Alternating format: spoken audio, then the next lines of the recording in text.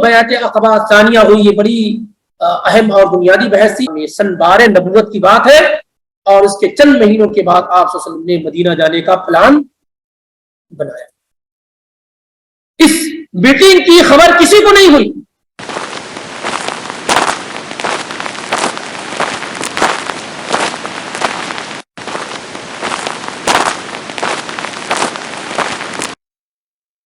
سیرت النبی صلی اللہ علیہ وآلہ وسلم میں مختصر درس انشاءاللہ ہم سنتے ہیں۔ پچھلے دنوں میں ہم اور آپ نے اسراء اور معراج کا واقعہ سنا اور یہ جانا کہ قرآن کے بعد اسراء اور معراج اللہ کے نبی صلی اللہ علیہ وسلم کا سب سے بڑا معجزہ ہے، اور تاریخ میں اس طرح کا کوئی واقعہ اسراء اور معراج جیسا نہ ہوا ہے اور نہ ہی ہو سکتا ہے، اور یہ اللہ رب العالمین کی عظیم قدرت کی نشانی ہے کہ اللہ کتنا عظیم اور قوت اور طاقت والا ہے۔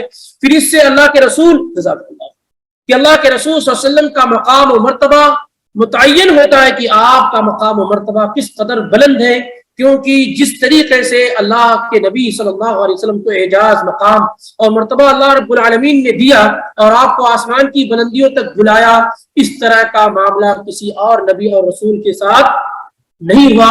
پھر اسی طریقے سے نماز جیسی عظیم عبادت کی عظمت کا احساس ہوتا ہے کہ اللہ تعالیٰ نے اس نماز کی فرضیت کے لیے رسول اکرم صلی اللہ علیہ وسلم سے ڈائریکٹ گفتگو کی، اور آسمان کی بلندیوں پر اللہ تعالیٰ نے نماز جیسی عبادت کو فرض قرار دیا۔ یہ بات اس سے پہلے چل رہی تھی کہ اللہ کے رسول صلی اللہ علیہ وآلہ وسلم کا طریقہ کار یہ تھا کہ آپ جن لوگوں کو پاتے تھے ان تک آپ اسلام کو پھیلانے کی مکمل کوشش کرتے تھے، اور حج کا جو سیزن ہوتا تھا اسے آپ دعوت کا سب سے بہترین طریقہ سمجھتے تھے، اور آپ حج کے موسم کا ویٹ اور انتظار کرتے تھے کہ دنیا کے مختلف علاقوں سے لوگ آئیں گے اور ان کے درمیان آپ صلی اللہ علیہ وآلہ وسلم اسلام کو پیش کریں گے۔ انہی میں سے یہ ہوا کہ مدینے کے 6 لوگ اللہ کے رسول صلی اللہ علیہ وسلم کے پاس آئے اور آپ نے ان میں اسلام کی رمق اور پھونک ڈالی، جس کا نتیجہ یہ ہوا کہ وہ مدینہ واپس گئے جو اس زمانے میں یثرب کہلاتا تھا، اور ان لوگوں نے لوگوں کے درمیان ایک ایک کر کے اسلام کو پھیلانا شروع کر دیا۔ سن 11 نبوت میں ایک بیعت ہوئی، ایک ایگریمنٹ ہوا، اور مسلمانوں کی ایک جماعت نے رسول اللہ صلی اللہ علیہ وسلم سے بیعت کی، جس کو بیعت عقبہ الاولیٰ کہتے ہیں۔ عقبہ کے معنی ہوتے ہیں 2 پہاڑوں کے درمیان جو راستہ ہوتا ہے، یا پہاڑوں کے درمیان جو تنگ راستہ ہوتا ہے اس کو عقبہ کہتے ہیں۔ اسی لیے آپ دیکھتے ہوں گے جو جمرہ عقبہ ہے، جو بڑا والا جمرہ ہے، کیونکہ وہ اس پہاڑ سے بالکل قریب تھا اور تنگ راستے پر واقع تھا، تو اللہ کے نبی علیہ السلام نے اس مقام اور اس جگہ پر یثرب سے آئے ہوئے چند لوگوں سے ایک بیعت اور ایگریمنٹ کیا تھا، جس کو بیعت عقبہ الاولیٰ کہتے ہیں۔ عبادہ ابن صامت رضی اللہ تعالیٰ عنہ اس کے چشمدید گواہ ہیں، اور ان لوگوں میں شامل ہیں جنہوں نے اللہ کے رسول صلی اللہ علیہ وسلم سے بیعت عقبہ کیا تھا، یعنی اس بیعت کے اندر شامل ہوئے تھے۔ یہ 11 نبوت کا معاملہ حج کے موسم میں مینا کے جو ایام ہوتے 11، 12، 13 انہی ایام میں اللہ کے رسول صلی اللہ علیہ وسلم نے ایک وفد اور ایک سرکل سے ملاقات کی، اور ان میں عبادہ بن صامت بیان کرتے ہیں کہ ہم 12 لوگ تھے، ٹوٹل 12 لوگ تھے، جیسا کہ صحیحین کے اندر یہ روایت موجود ہے، اور تفصیل کے ساتھ امام ابن اسحاق نے اپنی سیرت کے اندر ذکر کیا ہے کہ عبادہ ابن صامت کہتے ہیں کہ ہم 12 لوگ رسول اللہ صلی اللہ علیہ وآلہ وسلم سے ملاقات کرتے ہیں۔ ان میں سے 10 خزرج قبیلہ اس سے تھے اور 2 اوس کے تھے، 2 قبیلہ اوس کے تھے، اور ان لوگوں نے اسی سال اسلام قبول کیا تھا، اسی سال ان لوگوں نے اسلام قبول کیا تھا۔ ان لوگوں کی ملاقات رسول اللہ صلی اللہ علیہ وسلم کے ساتھ ہوتی ہے۔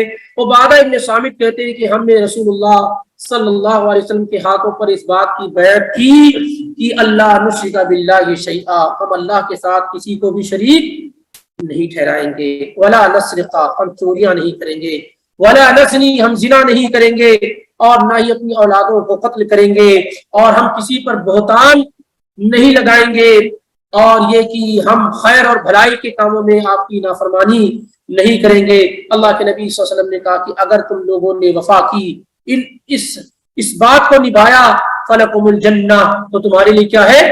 جنت ہوگی۔ اور تم لوگوں میں اگر کسی نے ان چیزوں کو چھپایا تو اس کا معاملہ اللہ رب العالمین کے سپرد ہے، وہ چاہے تو اسے معاف کرے اور چاہے تو اسے عذاب دے۔ یہ جو بیعت تھی یہ 12 مسلمانوں نے کی اور انہوں نے پختہ عہد اللہ کے نبی علیہ الصلوۃ والسلام سے لیا اور یہ مدینے کے لیے روانہ ہو گئے، اور لوگوں نے یہ کہا کہ ہم مدینہ جا کر کے اپنے اہل و عیال کو اسلام کی طرف دعوت دیں گے۔ اللہ کے نبی علیہ الصلوۃ والسلام نے ان کے ساتھ مصعب ابن عمیر کو روانہ کیا اور کہا کہ آپ اہل یثرب کو، وہاں کے لوگوں کو آپ قرآن سکھلائیں گے اور اسلام کی دعوت دیں گے، مصعب ابن عمیر۔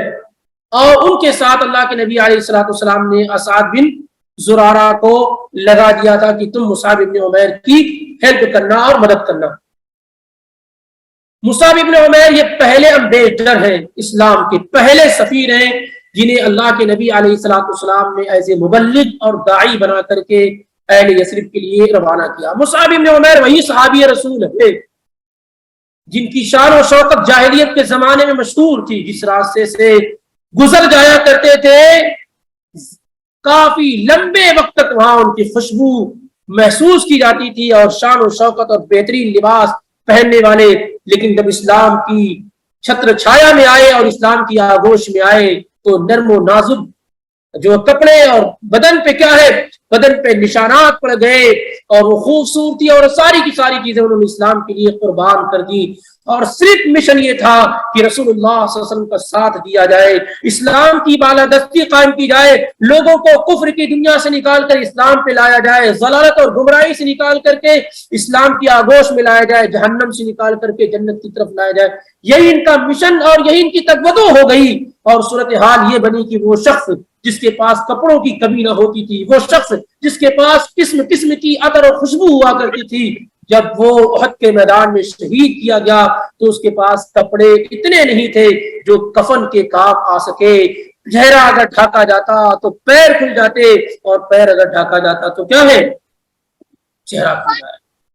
کئی تو ایسے گئے ہیں جنہیں کفن نہ ملا، وہ شخص جس نے اسلام کے لیے اپنا سب کچھ قربان کر دیا اور اسلام کے بہترین سپاہ سالاروں میں مصعب ابن عمیر کا شمار ہوا۔ دعوت کا وہ انداز ان کے پاس تھا کہ جو بیٹھتا وہ ان کا ہو جاتا، کہتے بیٹھو، سنو، پسند آئے تو قبول کر لینا، نہیں تو تم آزاد ہو، ہم تمہیں بائی فورس نہیں کہتے تم اس دین کے اندر داخل ہو جاؤ، سنو تو صحیح، بیٹھو تو صحیح، پسند آئے تو قبول کر لینا ورنہ تمہارا اپنا معاملہ ہے۔ اور اس طریقے سے مصعب ابن عمیر نے مدینے کے اندر جو دعوت پھیلائی، اس سے مدینے کی آب و ہوا یکسر بدل گئی اور اسلام کی آغوش میں لوگ تیزی کے ساتھ داخل ہونا شروع ہو گئے۔ یہ بیعت عقبہ کا جو اثر ہوا تھا، پہلی بیعت جو ہوئی تھی، اس کا اثر یہ تھا کہ مدینے کے اندر ایک بڑی تعداد مسلمانوں کی ہو گئی۔ اس کے بعد دوسرے سال مسلمان آئے، یہ ایک سال کے اندر بہت بڑی تعداد مسلمان ہو گئی، انشاءاللہ اس کا تفصیل سے ذکر آگے آئے گا بھی۔ پھر دوسرا سال جب حج کا آیا، جابر بن عبداللہ رضی اللہ تعالی عنہ کہتے ہیں، روایت مسند احمد کی ہے، اسی طرح امام بزار نے بھی روایت کیا ہے اور ابن حبان نے روایت کیا ہے۔ جابر بن عبداللہ رضی اللہ تعالی عنہ کہتے ہیں کہ رسول اللہ صلی اللہ علیہ وسلم 10 سالوں تک مدینے کے اندر ٹھہرے رہے۔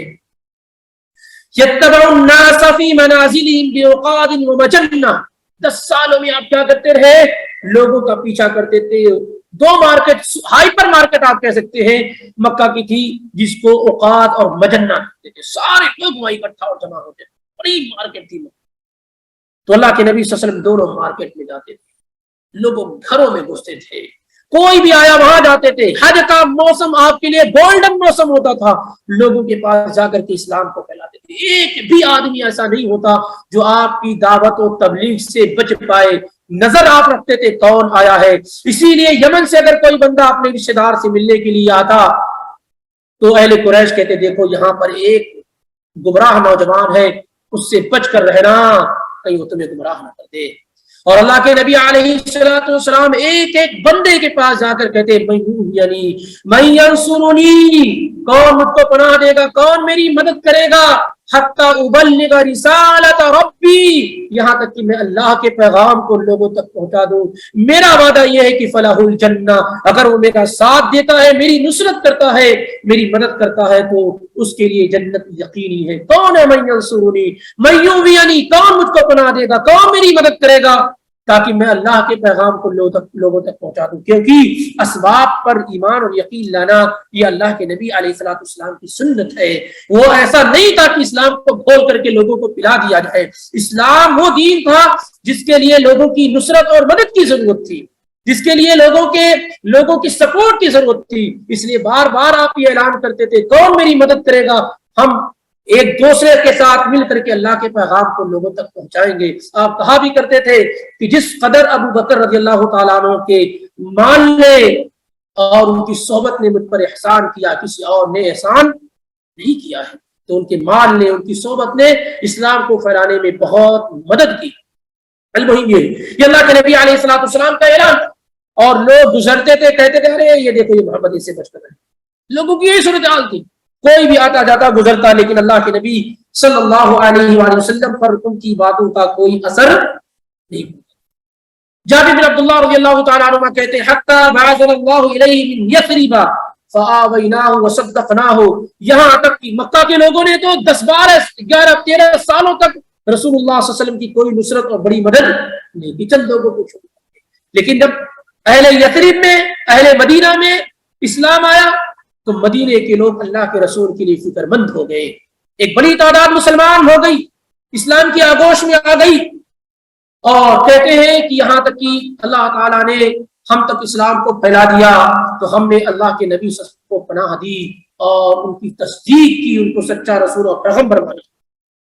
ایک آدمی ہم میں سے نکل کر جاتا، مدینے سے نکل کر کے جاتا، اللہ کے نبی پر ایمان لاتا، فیؤمن بہ، آپ پر ایمان لاتا، وَيُقْرِئُ الْقُرْآنَ، اللہ کے پیغمبر اس کو قرآن سناتے، فَيَنْقَلِبُ إِلَىٰ أَهْلِهِ، پھر وہ قرآن سیکھ کر کے، دین سیکھ کر کے اپنے گھر والوں کے پاس آتا، فَيُسْلِمُونَ بِإِسْلَامِهِ، تو اس کے اسلام کو دیکھ کر کے، اس کی دعوت و تبلیغ سے دوسرے لوگ مسلمان ہوتے چلے جاتے۔ اس طریقے سے کہتے ہیں حَتَّى لَمْ يَبْقَ مِنْ دُورِ الْأَنصَارِ إِلَّا وَفِيهَا رَهْطٌ مِنَ الْمُسْلِمِينَ یظہرون الاسلام، یہاں تک کہ مدینے میں کوئی بھی ایسا علاقہ نہیں تھا مگر اس میں مسلمانوں کی ایک اچھی خاصی تعداد ہو گئی، اور وہ باقاعدہ طور پر اپنے اسلام کا اظہار کرتے تھے۔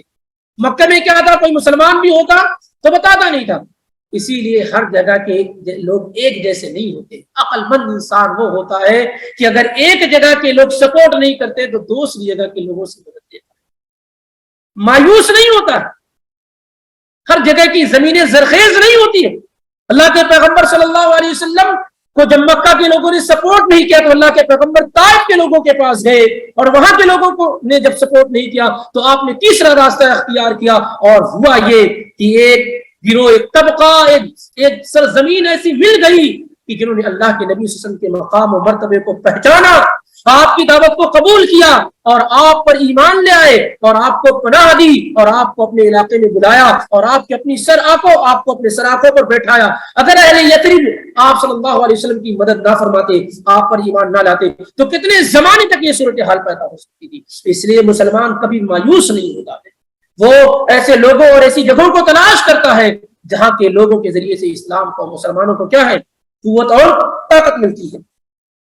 تو جابر بن عبداللہ رضی اللہ تعالیٰ عنہ بیان کرتے ہیں یہ صورتحال ہوتی رہی۔ ثم اعتمروا جميعا، پھر ہم سارے لوگ اکٹھا اور جمع ہوئے اور کہنے لگے فقلنا حتى متى نترك رسول اللہ صلی اللہ علیہ وسلم وعلى آلہ وسلم يطرد في جبال مکہ ويخاف، کب تک ہم ایسے اللہ کے پیغمبر کو چھوڑے رہیں گے، ہم آپ پر ایمان لے آئے، کب تک مکہ کے پہاڑوں میں اور مکہ کی گلیوں میں اللہ کے پیغمبر کو ہم چھوڑ دیں گے، اور رسول اللہ صلی اللہ علیہ وسلم کو لوگ ڈراتے دھمکاتے رہیں گے اور آپ کے قتل کے در پہ رہیں گے، کیسے ہم اللہ کے پیغمبر کو چھوڑ سکتے ہیں، ہم تو آپ پر ایمان لے آئے۔ تو جمع ہوئے، اکٹھا ہوئے کہ کچھ ایکشن لینا چاہیے۔ کب تک اللہ کے رسول صلی اللہ علیہ وسلم کے ساتھ یہ گستاخیاں، یہ بدتمیزیاں اور اس طریقے سے ایذا رسانی آپ کے ساتھ کی جاتی رہے؟ ہم کیسے آپ صلی اللہ علیہ وسلم کو اس طریقے سے چھوڑ سکتے ہیں؟ کہتے ہیں جابر بن عبداللہ رضی اللہ تعالیٰ عنہما کہ ہم اکٹھا اور جمع ہوئے جو اہل یثرب اور اہل مدینہ مسلمان ہو چکے اور ہم اتفاق ہوا فرحل الیہ منا 70 رجلا، آئندہ سال حج میں یعنی بار نبوت میں ہم 70 سلیکٹر اور چنیدہ لوگ حج کے لیے روانہ ہوئے. ظاہر ہے اس میں مسلمانوں کے ساتھ کافی لوگ بھی تھے، وہ روانہ ہوئے. حتی قدموا علیہ فی الموسم، حج کے موسم میں ہم آئے. فواعدناہ شعب العقبہ، ہم نے اللہ کے رسول صلی اللہ علیہ وسلم سے وسیع گھاٹی میں ملنے کا ایک میٹنگ ایک طے رکھی کہ وہاں ملاقات ہوگی. کیسے ملنے کا راستہ طے ہوا؟ ایام مینا جو 11 12 13 ہے، غالباً 12 12 تاریخ کو یہ میٹنگ طے ہوئی. رات کے اندھیرے میں یہ میٹنگ کی جائے. اور اہل یثرب اہل مدینہ کافی ہوشیار اور سمجھدار تھے کہ 70 لوگ جو گئے اللہ کے رسول صلی اللہ علیہ وسلم کے پاس رات میں کیسے گئے. فرحیلا کہتے ہیں فاجتمعنا علیہ من رجل ورجلین حتی توافینا، ہم ایسا نہیں کہ 70 کے 70 خیمے اور ٹینٹ سے نکل کر چلے گئے، کیونکہ حج کرنے کے لیے جانتے ہیں مینا میں سارے لوگ اکٹھا اور جمع ہوتے. تو ہم نے کہا ایک آدمی جب رات کا 1/3 حصہ گزر گیا، 1/3 رات گزر گئی، تو ہم 1 2 کر کے ایسے ایسے 70 لوگ نکلے. ایسا نہیں کہ میں یہ سب سیکھنے کی چیز ہے سیرت رسول صلی اللہ علیہ وآلہ وسلم سے. 1 2 کر کے یہاں تک کہ 70 لوگ وہاں جمع ہو گئے. اور جب وہاں جمع ہوئے تو عباس بن عبد المطلب جو اس زمانے میں مسلمان بھی نہ ہوئے تھے اللہ کے رسول صلی اللہ علیہ وسلم کے ساتھ حاضر ہوئے. اور پہلے عباس بن عبد المطلب نہیں اللہ کے نبی صلی اللہ علیہ وسلم سے پہلے گفتگو کرنا شروع. دیکھو بھائی یہ جو تم اللہ کے نبی صلی اللہ علیہ وسلم کو وہاں بلانے کی لے جانے کی جو بات کر رہے ہو نا، یاد رکھو کہ محمد صلی اللہ علیہ وسلم کا مقام و مرتبہ ہمارے درمیان بہت بلند ہے. ٹھیک ہے ان کے دین پر نہیں، لیکن یہ ہمارے خاندان کا چہیتا شخص ہے، ہم اس کا ڈیفنس اور دفاع کرتے ہیں. بات ظاہر تھی. اس کے بعد ان لوگوں نے اللہ کے نبی صلی اللہ علیہ وسلم سے گفتگو اور بات چیت کی اور اللہ کے نبی علیہ الصلوۃ والسلام سے انہوں نے کہا اللہ کے نبی آپ ہم سے کس طرح کی بیعت کرنا چاہتے ہیں، کس طرح کا کی ایگریمنٹ چاہتے ہیں، آپ ہم سے کیا چاہتے ہیں. آپ آئیے، ہر طرح کی بات کے لیے ہم آپ سے تیار ہیں، ہر طرح کا سپورٹ کرنے کے لیے آپ سے تیار ہیں. تو اللہ کے نبی صلی اللہ علیہ وسلم نے کہا تبایعونی علی السمع والطاعہ، تم یہ بیعت کرو کہ تم میری اطاعت و فرمانبرداری کرو گے، میری بات سنو گے اور بات مانو گے. فی النشاط والکسل، ہر حالت میں، یعنی تنگی کی حالت میں، آرام کی ہر حالت میں، اور غربت کی حالت میں بھی، اور پیسوں کی حالت میں بھی، ہر حالت میں. اور امر بالمعروف اور نہی عن المنکر، یعنی لوگوں کو بھلائیوں کا حکم دے دو، برائیوں سے روکو گے.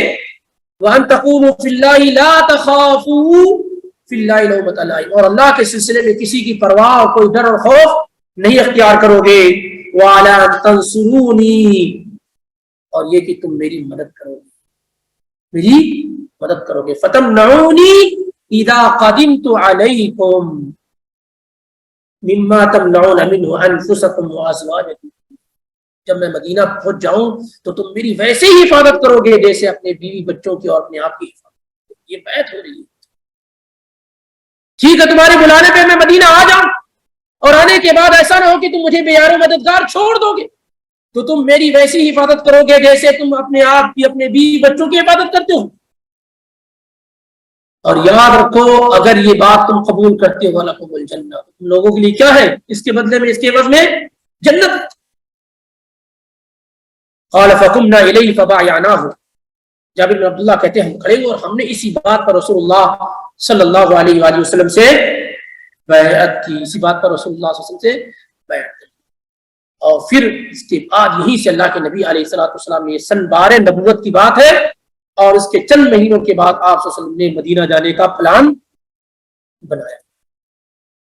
اس میٹنگ کی خبر کسی کو نہیں ہوئی، اس میٹنگ کی خبر کسی کو نہیں ہوئی. اہل قریش آئے مدینہ والوں کے پاس، جو مشرکین وغیرہ تھے سب تھے اس میں، کہ بھائی سنا گیا کہ ایسا ہوا ہے. مشرکین نے کہا نہیں تو ہمارے ساتھ سوئے ہوئے، ہمارے ساتھ اٹھے، کیونکہ رات میں سونے کے بعد گئے تھے، اٹھنے سے پہلے واپس آ گئے. تو ان لوگوں نے اس کو قبول نہیں کیا، کہا کہ نہیں تو ہمارے ساتھ نہیں تھے. بہرحال تو یہ جو بیعت عقبہ ثانیہ ہوئی یہ بڑی اہم اور بنیادی بحث تھی. انشاءاللہ اس سلسلے کی جو مزید باتیں ہیں وہ آئندہ دنوں میں ہمارے سامنے آئیں گی. بہرحال اس سے اندازہ لگایا جا سکتا ہے ہمیں اور آپ کو سیکھنے کی ضرورت ہے کہ سیرت کے اندر جو میسج اور پیغام ہمارے لیے ہے وہ بہت اہم ہے اور زندگی کے تمام مراحل سے یہ میچ کھاتا ہے. اسی طرز پر اگر ہم اپنی لائف اسٹائل کو مرتب کریں گے تو انشاءاللہ کتنا بھی بڑا فتنہ اور آزمائش ہو ہم اس سے مقابلہ کرنے کے لیے تیار رہیں گے اور حالات کیسے بھی ہو جائیں ہم مایوسی کا شکار انشاءاللہ نہیں ہوں گے. تو باقی جو باتیں اس سلسلے میں ہے وہ انشاءاللہ آئندہ آپ کے سامنے آئیں گی اور آج کا یہ درس اللہ کی توفیق سے مکمل ہوا. اگر کوئی سوال ہے تو کیا جا سکتا ہے.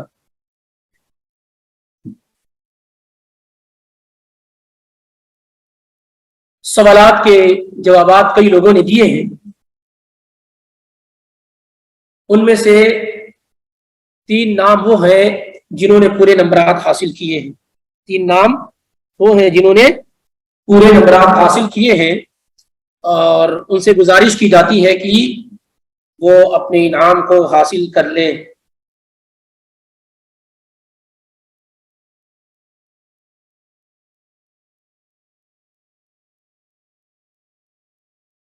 تینوں نام یہ ہیں ام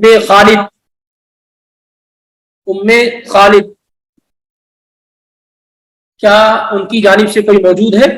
ام خالد انہوں نے پورے 100 نمبرات حاصل کیے ہیں.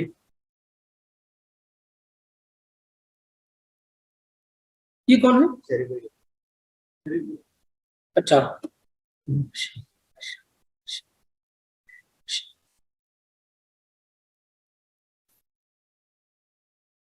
اسی طریقے سے پورا نمبر حاصل کرنے والوں میں کاشف متین محمد غالباً. کاشف متین محمد کیا یہ موجود ہے یا ان کی جانب سے کوئی انعام لے سکتا ہے؟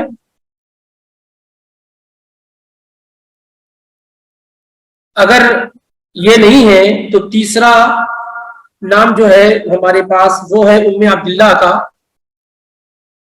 انہوں نے بھی پورا نمبر حاصل کیا ہے. اصل میں یہ ہوا ہوگا کہ ایک سوال کے جواب میں ایسا ہوا تھا کہ میں نے نشان غلط لگایا تھا تو بہت سارے لوگوں کا ایک نمبر شروع میں جن لوگوں نے کیا ہوگا وہ 5 نمبر کٹا ہوا ہوگا لیکن بعد میں نے اس کو صحیح کر لیا تو نمبرات کیا ہے جن کے 95 تھے وہ 100 ہو گئے یا جن کے 85 تھے ان کے 90 ہو گئے. یعنی جواب میں نے صحیح لکھا تھا لیکن ٹک لگانے میں وہ غلط ہو گیا تھا. وہ سوال تھا کہ سیدنا جبریل علیہ السلام کس صحابی کی شکل میں آتے تھے تو صحیح جواب میں نے لکھا تھا کہ دحیہ کلبی رضی اللہ تعالیٰ عنہ مطلب لیکن ٹک لگانے میں نے عروہ بن مسعود الثقفی کر دیا تھا. تو وہ جن لوگوں نے بھی لگایا ہے وہ دحیہ کلبی والا جواب ان کا صحیح ہے. اور عیسیٰ علیہ السلام کی جو شکل و شباہت تھی وہ عروہ بن مسعود الثقفی رضی اللہ تعالیٰ عنہ سے ملتی جلتی تھی. تم میں عبداللہ یہ انعام حاصل کر سکتے ہیں توبہ فضائل احکام اور سچے واقعات. اگر یہ کتاب موجود ہے تو دوسری کتاب لے سکتے ہیں. اسی طریقے سے